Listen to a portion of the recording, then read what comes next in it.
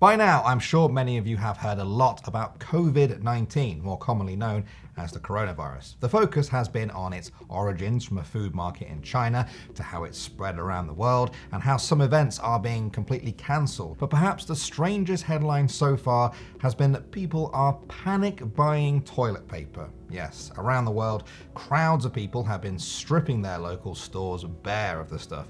In Australia, it got so bad that some supermarkets started enforcing a 4-pack limit for toilet paper.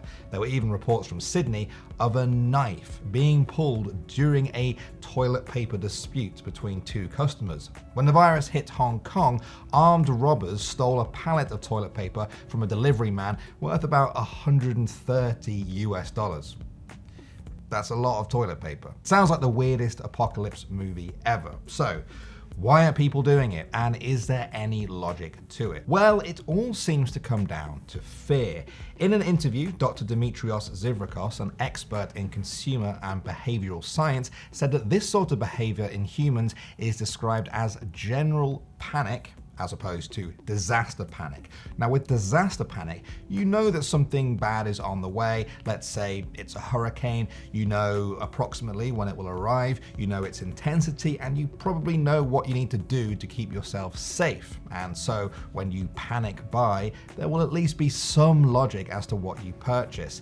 This is not the case when it comes to general panic. With the coronavirus, people might not be sure how widespread it is, how severe it is, or what to do to protect themselves, so they just fill in the blanks. Fair enough, but why toilet paper specifically? Professor Natika Garg of the University of South Wales noted that when the virus first started spreading in China, people bought toilet paper because they were using it to make makeshift masks, and it also was seen as a substitute for tissue paper, something that people feel would help deal with the flu-like symptoms of the virus. In the Western world, toilet paper may also be seen as an essential part of modern living. If you can't get a hold of any, then something must be wrong. There's also the obvious concept of hygiene. At a time when the world is being told to keep as clean as possible, being able to dispose of fecal matter becomes increasingly important.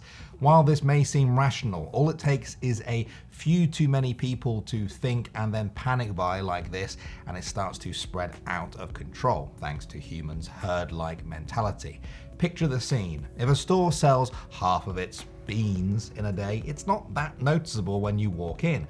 Toilet paper, however, takes up a lot of space in supermarket aisles. If they sell slightly more of it than usual, it leaves big empty spaces on the shelves. Naturally, this adds value to it in people's minds. Many people are probably buying toilet paper because they think other people are panic buying, which then fuels the cycle and creates further panic buying.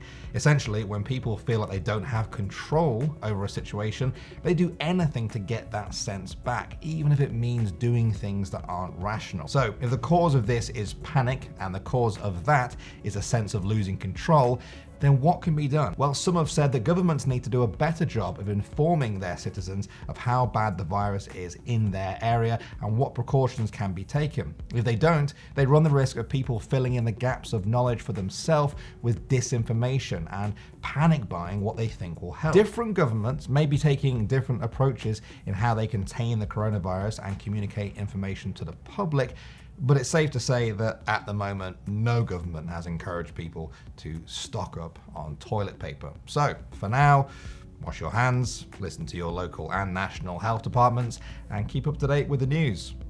Put the 24-pack of toilet paper down for now.